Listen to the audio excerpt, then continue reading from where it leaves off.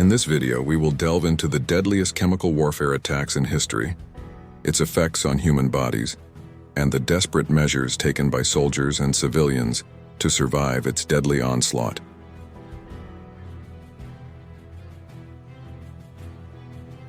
The deadly legacy of chemical weapons. Throughout history, people have developed more and more ingenious and horrific ways to destroy each other. As technology advances, these methods become increasingly efficient and terrible. Eventually, humanity realizes just how brutal these weapons are and bans their use. However, despite these bans, chemical weapons still exist today, and it is likely only a matter of time before they are used again. Since ancient times, people have used chemical weapons, such as poisons or toxins derived from animals, insects, or plants, to harm their enemies. These weapons cause immense suffering and destruction, highlighting the dark side of human ingenuity. Throughout history, there are numerous examples of chemical weapons being used in warfare. In ancient times, people used poisoned arrows and poisoned water supplies to harm their enemies. During sieges of castles or fortresses, toxic substances were often employed. In ancient Greece, sulfur and pitch were used to create toxic smoke, while the Persians used arsenic smoke against the Romans in underground tunnels. However, the true devastating power of chemical weapons was not fully realized until World War I. During this war, chemical weapons caused unprecedented destruction and suffering, showing the world just how horrific these weapons could be. The dawn of chemical warfare. During World War I, chemical weapons became a new source of fear and horror for soldiers and civilians alike. The first use of these weapons by the German army changed everything. On April 22, 1915, near Ypres in Belgium, German forces prepared for a new kind of assault. They opened over 5,700 cylinders, releasing roughly 168 tons of chlorine gas into the no-man's land that separated them from the unsuspecting Allied troops. The cylinders were carefully positioned to take advantage of the wind blowing towards the enemy lines, creating a devastating and terrifying new form of warfare. A deadly cloud of gas drifted over the trenches of the Allied forces. As the greenish-yellow cloud descended upon them, the Allied soldiers were caught completely off guard. Many had never seen or even heard of such a weapon, and were initially unsure of what they were witnessing. The dense and choking chlorine gas filled the trenches, causing panic and chaos among the troops. The soldiers experienced intense irritation in their eyes and throats, followed by a suffocating feeling as their lungs filled with fluid, making it feel like they were drowning. Confusion and panic spread quickly. Many soldiers emerged from the trenches in a desperate attempt to escape the toxic fumes, only to be met by enemy fire. The battlefield quickly transformed into a scene of apocalyptic horror. This attack not only inflicted heavy casualties but also marked the beginning of a new era of warfare, where humanity's capacity for destruction reached unimaginable depths.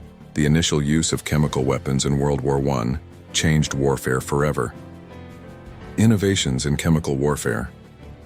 Warfare was forever altered as both sides of the conflict quickly adopted chemical weapons, leading to a race of chemical innovation. The battlefield became filled with three deadly chemicals that had a devastating impact on soldiers: chlorine, phosgene, and mustard gas. Chlorine gas created a terrifying greenish-yellow cloud with a sharp smell similar to bleach. It aggressively attacked the eyes, nose, lungs, and throat, and in high doses it was lethal, suffocating its victims. Phosgene, deceptively deadly, smelled faintly of moldy hay, and was 6 times more lethal than chlorine. Its colorless presence meant soldiers often didn't realize they had been fatally exposed until it was too late.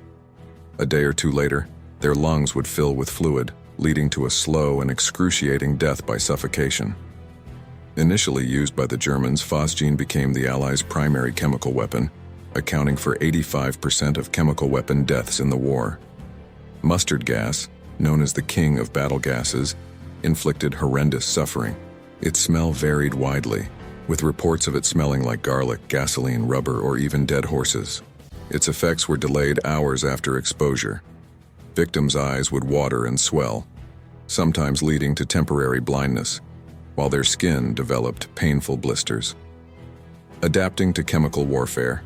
The land where mustard gas was used stayed dangerous for a long time. Even though it hurt a lot of people, not many died directly from it because it got weaker outside.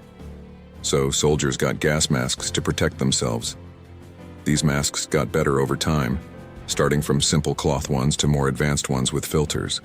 When there was a gas attack, soldiers would use whatever they had, like bells or banging on things, to warn each other.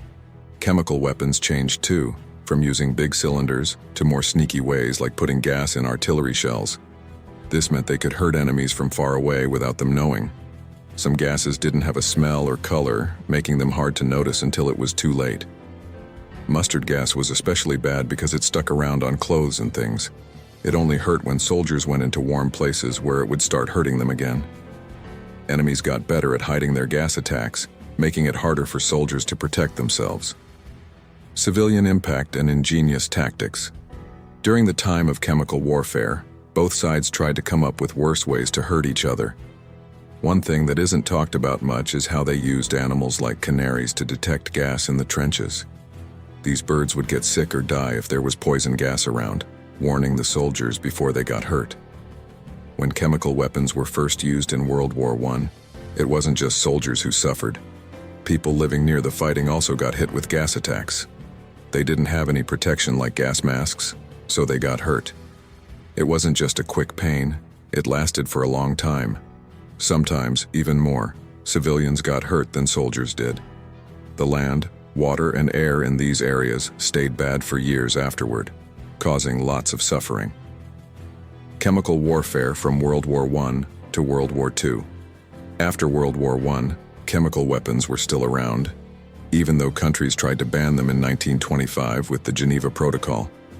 In World War II, Japan used chemicals against China, causing a lot of pain. Hitler had lots of chemical weapons but didn't use them in Europe. He was scared of the Allies having even better ones and hitting back hard. This was lucky for the Allies, who didn't focus much on chemical weapons. Hitler didn't care about using chemicals on people in the Holocaust. In the Holocaust, poisonous gases like Zyklon B were used to kill people in concentration camps. Other than Japan using chemicals in China, there wasn't much use of them in World War II because everyone was scared of what the other side could do. But even after the war, countries like the United States and the Soviet Union kept making lots of chemical weapons during the Cold War. Just a little drop of these chemicals could kill someone fast. Using chemical weapons doesn't just hurt people right away. It can mess up the environment for a long time, making it hard for things to grow and for animals to live. People who got hit by chemicals had lots of health problems for the rest of their lives. Even the soldiers who survived had a hard time. The world tried to stop this by making rules against using chemicals in wars, like the Geneva Protocol in 1925. But the fear of chemical weapons still hangs around, showing how scary humans can be. We hope one day people will focus on peace instead of making things that can hurt us all. That's all for today. Make sure to check our next video. Thanks for watching.